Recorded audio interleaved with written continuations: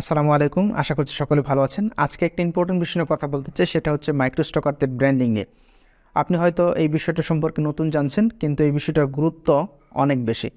আপনি একজন মাইক্রোস্টকার হলে আপনার শুধুমাত্র ডিজাইন করা এবং সাবমিট করে অ্যাপ্রুভ করিয়ে নেওয়া এই পর্যন্তই কাজ শেষ হয়ে যায় না। আপনার উচিত হবে আপনার যে ডিজাইনগুলো আছে, আপনার যে এলিমেন্টসগুলো আছে, আপনার যে ডিজিটাল প্রোডাক্টগুলো আপনি সেল করছেন, সেগুলো মার্কেটে অ্যাপ্রুভ করার পাশাপাশি আপনি সেটাকে সোশ্যাল মিডিয়া প্ল্যাটফর্ম যেগুলো আছে সেগুলোতে আপনি প্রমোশন করার চেষ্টা করেন। ফ্লিপিক বলেন বা অন্যান্য আদার্স যত বড় বড় মার্কেটগুলো আছে, তারা হয়তো কিছু কিছু ডিজাইন আপনার প্রমোশনের আন্ডারে নিয়ে আসে। অনেক ক্ষেত্রে সেই প্রমোশনটা অনেক ডিজাইনাররা পায় না।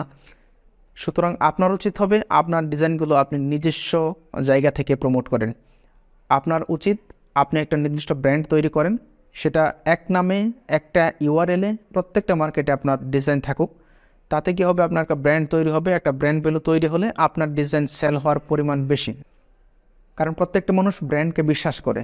আপনি যদি এক মার্কেটে এবিসিডি নাম দেন, এক মার্কেটে 1 2 3 নাম দেন, তাহলে হচ্ছে আপনার যে ডিজাইন সেটা হয়তো মার্কেটের পারপাসে হয়তো কিছু সেল হবে, কিন্তু আপনি যখন একটা ব্র্যান্ড হিসেবে সোশ্যাল প্ল্যাটফর্মগুলোতে চলে আসবেন এবং একই নামে আপনার সব মার্কেটে ডিজাইন থাকবে, একই ইউআরএল থাকবে, তখন হয়তো আপনাকে ট্রাস্ট করবে।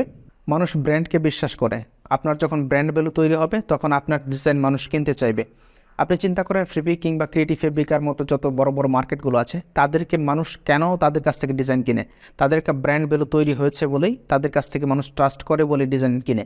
সুতরাং আপনি হয়তো তাদের মতো বড় মার্কেট হবেন না একজন মাইক্রোস্টকার হিসেবে, কিন্তু আপনার উচিত হবে আপনি যতটুকু ডিজাইন সাবমিট করছেন, আপনার যত ডিজিটাল প্রোডাক্টগুলো আছে সবগুলোকে একটা প্ল্যাটফর্মে নিয়ে আসেন, অর্থাৎ সবগুলো সোশ্যাল মিডিয়াতে আপনার ডিজাইনগুলোকে প্রমোট করার চেষ্টা করেন।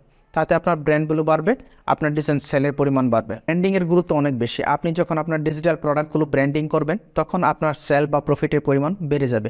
যত বড় বড় মাইক্রোস্টক সাইটগুলো আছে, তাদের দেখবেন আপনি সব সোশ্যাল প্ল্যাটফর্ম তাদের অ্যাক্টিভিটিস আছে। আপনি ফ্লিপিকের কথা চিন্তা করেন কিংবা ক্রিয়েটিভ ফেব্রিকা বলেন বা ক্রিয়েটিভ মার্কেট বলেন অথবা গ্রাফিক টিভার বলেন, প্রত্যেকটা মার্কেটেরই সোশ্যাল প্ল্যাটফর্মে এঙ্গেজমেন্ট অনেক বেশি। আপনি যখন আপনার ডিজাইন বা ডিজিটাল প্রোডাক্টগুলোকে আপনি সোশ্যাল প্ল্যাটফর্মগুলোতে সাবমিট করছেন বা সেগুলোকে আপনি পোস্ট করছেন, প্রমোশন করছেন, তখন সেটা অনেক মানুষের কাছে পৌঁছাচ্ছে, তখন আপনার সেল বা প্রফিটের পরিমাণ বেড়ে যাচ্ছে। এটা আমার নিজস্ব অভিজ্ঞতা থেকে আমি বলছি, কারণ গত বছরও আমি এই বিষয়টা নিয়ে কাজ করি নাই, এই বছর শুরু করলাম, সেটার রেজাল্ট অনেক গুণ বেশি। আপনি যদি চিন্তা করেন ফ্লিপিকের টপ কন্ট্রিবিউটরদের মধ্যে একজন হচ্ছে বিলাল পাটেল, আপনি ফ্লিপিকে গেলে পাবেন, সোশ্যাল মিডিয়া পোস্ট নিয়ে কাজ করে। তার পিন্টারেস্ট থেকে হয়তো তার সরাসরি সেল আসে না, কিন্তু পিন্টারেস্ট থেকে সরাসরি সেল আসেও না, কিন্তু আপনি গুগলে র্যাঙ্ক করতে, গুগলে আপনি এসইওতে ফার্স্টে চলে আসতে, সেটা আপনাকে সহায়তা করবে। আমি আপনাকে টোটাল ব্র্যান্ডিংটা এই জন্য বোঝাচ্ছি যে আপনার হয়তো সরাসরি এটা থেকে সেল আসবে না, কিন্তু আপনি এটা দিয়ে যে প্রফিটটা পাবেন সেটা হয়তো আপনার চোখে সরাসরি পড়বে না, কিন্তু আলটিমেটলি আপনার একটা ব্র্যান্ড তৈরি হবে, আপনি ভালো একটা ব্র্যান্ড ভ্যালু পাবেন এবং আপনার আলটিমেটভাবে যে সেল আসার কথা সেটার চেয়ে বেশি সেল আপনি জেনারেট করতে পারবেন। এখন আপনার কাজ হলো আপনি সোশ্যাল প্ল্যাটফর্মগুলোতে যান এবং অ্যাভেলেবেল আছে এইরকম একটা, আপনার কাজের সাথে যায় এরকম একটা নাম সিলেকশন করেন। যদি অ্যাভেলেবেল পান, তাহলে আপনি সেটাকে মার্কেটেও ব্যবহার করার চেষ্টা করেন। প্রত্যেকটা মার্কেটে যেগুলোতে নাম চেঞ্জ করার অপশন আছে, যদি আপনি অলরেডি করে থাকেন এই ব্র্যান্ডিংটা, তাহলে তো ভালো। আর যদি করার চেষ্টা করেন, তাহলে আপনি এখনই মার্কেটে চলে যান, দেখেন যে আসলে আপনার যে নামটা দিতে চাচ্ছেন সেটা অ্যাভেলেবেল আছে কিনা। যদি থাকে সেক্ষেত্রে ভালো। মার্কেটে এবং সোশ্যাল প্ল্যাটফর্ম এই দুই জায়গায় যাতে একই নাম থাকে সেটা এনশিওর করার চেষ্টা করেন।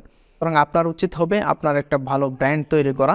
যেভাবে বললাম, প্রত্যেকটা প্ল্যাটফর্মে আপনি সোশ্যাল মিডিয়া বলেন কিংবা আপনার মার্কেট বলেন, প্রত্যেকটাতে একই নাম এবং একই ইউআরএলে আপনার একটা অ্যাকাউন্ট থাকা উচিত, যাতে মানুষ মনে করে বা বুঝতে পারে এবং বিশ্বাস করে যে আপনি একজন ব্র্যান্ড, আপনি এক্সিস্ট করেন।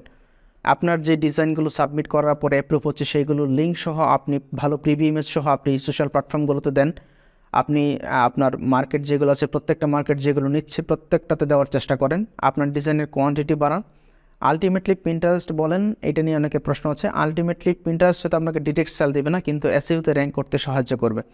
অন্যান্য প্ল্যাটফর্ম যেগুলো আছে, ইনস্টাগ্রাম বলেন কিংবা টুইটার বলেন, এইগুলো তো হয়তো আপনি ভালো একটা ফলোয়ার গেইন করার পরে হয়তো আপনি সেল জেনারেট করতে পারবেন, কিন্তু আপনার ডিজাইনগুলো থাকা উচিত, আলটিমেটলি প্রফিটেবল হবেন। মাইক্রোস্টকারদের ব্র্যান্ডিং নিয়ে আসলে এর চেয়ে বেশি বলার প্রয়োজন নাই, কারণ হচ্ছে তারা সরাসরি মার্কেটিং করে না বা মার্কেটার না।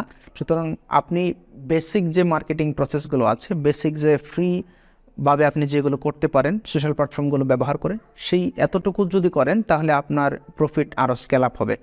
সুতরাং আপনি ব্র্যান্ডিং করতে থাকেন, ভালো থাকেন।